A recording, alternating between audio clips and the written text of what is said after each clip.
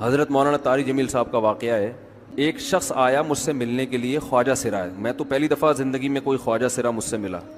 میں سمجھا کہ پراپر آدمی, اتنی بڑی اس کی داڑھی اور رنگ ماشاءاللہ بڑی مردانہ وجہ. لیکن جب بات چیت کا انداز ہوتا ہے تھوڑا سا, وہ ایٹیٹیوڈ سے اندازہ ہو گیا کہ یہ مکمل مرد نہیں ہے. تو اس نے مجھے خود بتا دیا میں خواجہ سرا ہوں.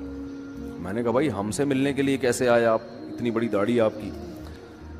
اس نے اپنا جو واقعہ سنایا نا, میں 3 دفعہ وہ واقعہ سناتے ہوئے رویا ہوں. اور جب وہ سنا رہا تھا اس وقت میرے آنکھوں سے آنسو نکل رہے تھے. اس نے یہ ابھی بھی میرا بیان سنتا ہے وہ. اس نے واقعہ سنایا کہ میں جب پیدا ہوا تھا نا تو میں خواجہ سرا تھا. گھر میں ایسا بچہ پیدا ہو جائے والدین کی طرف سے عزت نہیں ملتی. جب 10-12 سال کا ہوا تو نہ بھائی مجھے عزت دے رہا ہے اور نہ میرا والد مجھے عزت دے رہا ہے. میں بھائی کے ساتھ کہتا ہوں مجھے باہر لے کے جاؤ تو وہ کہتے ہیں لوگ میرا مذاق اڑائیں گے تمہیں دیکھ کے. ظاہر ہے اس کی حرکتیں تھوڑی زنانہ لڑکیوں والی حرکتیں ہوتی ہیں.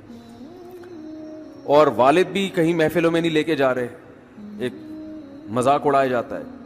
کہنے ایک دفعہ میں کہیں گزر رہا تھا تو یہ جو ہوتے ہیں نا خواجہ سراؤں کی پوری ایک جماعت تھی, انہوں نے مجھے پہچان لیا, دیکھا اتنا اچھا. اس وقت نہ اس کی داڑھی اور یعنی اس میں خواتین والی ہی علامتیں تھیں زیادہ. تو انہوں نے مجھے کہہ رہے اتنی عزت دی, کھانا کھلایا اور اپنے گرو کے پاس لے کر گئے. اور گرو نے کہا کہ تم ہمارے ایجنٹ بن جاؤ, ہم تمہیں پھر ڈانس ماس کروائیں گے, آدھے تمہارے آدھے ہمارے, جو بھی اس کا سیٹ. کہہ رہے مجھے پہلی دفعہ کہیں عزت ملی. تو لیکن میرے ابا کو پتہ چل گیا تو ابا نے لا کے طبیعت سے کوٹ دیا, ٹھیک ہے نا, کہ دوبارہ ان میں نہیں بیٹھنا. ٹھیک ہے ہم نے توبہ کر لی, بھائی یہ برے لوگ ہیں, ڈانس ماس اچھی چیز نہیں ہے, ٹھیک ہے. تو اب کیا ہوا, کہتے ہیں کہ پھر جو ہے نا کچھ دنوں میں کہیں کسی سے جھگڑا میرا ہوا کسی بات پہ, تو اس نے انتقام لینے کے لیے شکایت لگا دی ابا کو کہ یہ دوبارہ ان کے پاس گیا, حالانکہ وہ جھوٹی شکایت تھی. اب ابا کو لگا کہ یہ صحیح کہہ رہا ہے جس نے شکایت لگائی ہے, کیونکہ شبہ تو تھا نا ابا کو دوبارہ جائے گا. ابا نے پھر مارا. تو کہہ رہے ہیں میں بول رہا ہوں کہ میں نے یہ کام نہیں کیا, میں نہیں جا رہا ان کے پاس, میں نہ ناچ گانا سیکھ رہا ہوں, کچھ بھی نہیں.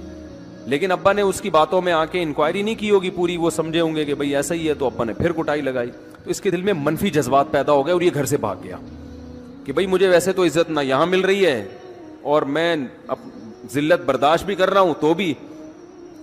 کہہ رہے میں وہاں چلا گیا. تو جب میں وہاں گیا ہوں نا خواجہ سراؤں کے ہاں, تو وہی گرو اور ڈانس, اور پھر اس نے مشہور کچھ ایکٹروں کے نام بتائے جن کے ساتھ ہم ڈانس کرتے تھے, اور پیسے آنا شروع ہو گئے, آدھے گرو کی جیب میں آدھے ہماری, اور ہٹو بچوں. لیکن ظاہر ہے یہ کوئی عزت دار راستہ تو نہیں ہے نا. کہہ رہے ہیں کہیں سے تبلیغی جماعت میں حضرت مولانا طارق جمیل صاحب آ گئے, انہوں نے اجازت مانگی, ہمارے گرو کو پیغام بھیجا بھائی مجھے ایک دفعہ یہاں آ کے دعوت دینے دو. اس نے اجازت دے دی, آ جاؤ بھائی. بیان کیا, ان کو سمجھایا بھائی یہ زندگی نہیں ہے, اللہ کی سیروزے کے لیے بہرحال ترغیب دی. کہہ رہے ہیں میں تیار ہو گیا, باقی لوگ تیار نہیں ہوئے, میں تیار ہو گیا. کہہ رہے میں نے گرو سے اجازت لی, اس نے کہا جاؤ لگا لو سیروزہ. تو کہتا ہے کہ جب میں حضرت کے گھر پہ گیا ہوں نا تو حضرت پہلے سے دروازہ کھول کے ایسے انہوں نے دونوں بازو پھیلائے ہوئے تھے استقبال کے لیے, پہلے سے کھڑے ہوئے تھے علماء کے ساتھ. کہتے اتنے مشہور آدمی, اتنی بڑی سیلیبریٹی, اور اتنے بڑے بڑے علماء, ان کی پگڑیاں, ان کے اتنا خوبصورت لباس, جو خود عزت دار لوگ ہیں. کہہ رہے ایسے جو ہے نا میرے استقبال کے لیے دونوں بازو پھیلا کر کھڑے ہوئے, اور ایسے مجھے بیٹا بنا کے نہ اپنے سینے سے لگایا کہ تو میرا بیٹا ہے. کہہ رہے خدا کی قسم مجھے زندگی میں پہلی مرتبہ کسی سے پہلی مرتبہ ایسی عزت ملی مجھے کسی سے, اور اس عزت دینے میں مولانا کا کوئی مفاد,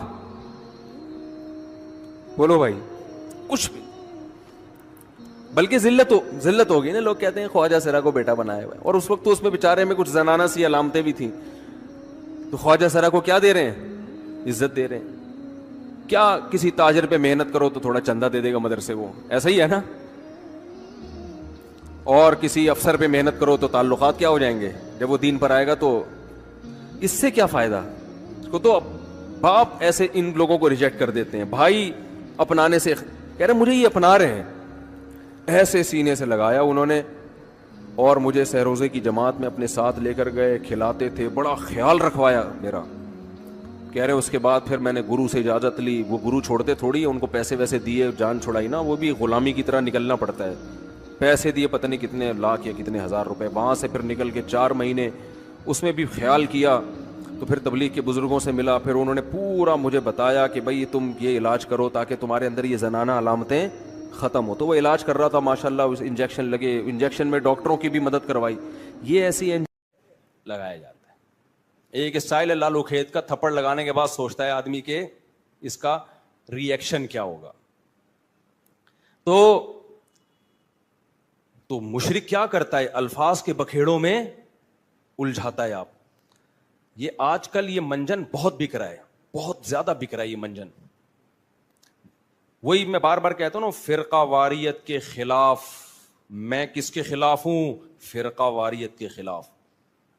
لوگ کہتے ہیں ویل ڈن, یہ بندہ ہے نہ حنفی ہے نہ شافی ہے نہ دیوبندی ہے نہ بریلوی ہے نہ شیعہ ہے نہ سنی ہے.